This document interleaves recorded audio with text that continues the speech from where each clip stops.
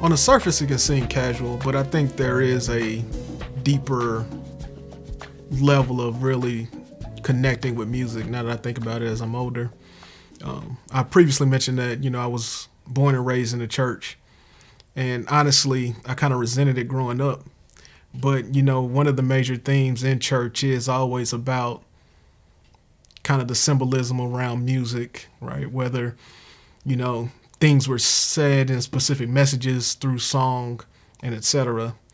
So, as I've gotten older and I'm thinking about some of the life lessons associated with that, I really, really start to kind of dive deep into trying to really understand what certain things mean. And then another thing also when I think about music is like the energy that it gives, right? Like if we talk about chakra, as we go through the progression of church, and then I grew up a lot on some R&B that translated into hip hop. You go into hip hop now, you talk about trap music. I just think about like the underlying things associated with the beats and how that kind of rhythmically can change you on a daily basis, right? So I think I have a strong, deeper sense of music now that I've gotten older. When I was younger, it was kind of more on the surface level. I picked songs because I wanted to kind of pull on so many different facets of my life. I speak about my father being a very stoic man.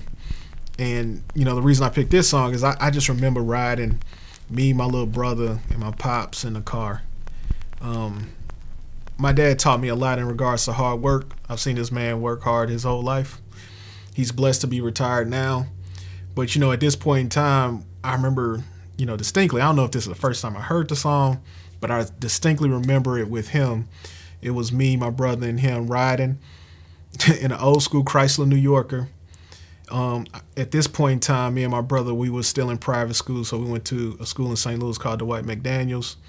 My dad, he normally worked multiple shifts in the afternoon and the evening, so him taking us to school in the morning was a big deal because he's normally super tired. But, we just riding, my dad, he just vibing, and then, this Johnnie Taylor song comes on, and, I can just see him, like, his hand on the steering wheel, and it's like, these last $2, I'm not going to lose, and I saw him singing it. And it was like he was singing it like, he felt it, like how you feel with some lyrics and you really into a track. He was like, these last $2 I'm not going to lose. Got one for some bus fare, got one for the jukebox. And I was like, and I, as I got older, I'm starting to think, I was like, man, my dad has done so much for us. Like I've never wanted for anything. He put us in this particular situation, him and my mom, to make sure that we grew up with, the best education they can provide, the best housing that they can provide, the best environment that they can provide. And my dad, he's working his butt off to make sure that we can get those things. So I just imagine at that point in time, he's like, I do all of these different things, but at the same time, I got to look for self, right? And so he's like, these last couple dollars that I'm gonna use, I'm going to use this for me.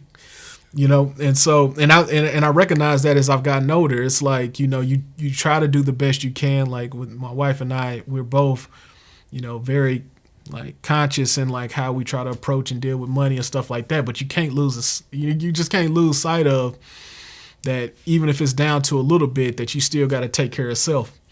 And so that's just a vivid memory I have of my pops at that point in time, and just me and my little brother just riding in the back seat.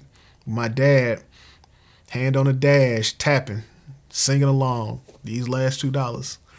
And so that's kind of why it relates to me. It was just a moment in time, all us boys in the car, and my dad feeling that song, and we just riding and vibing.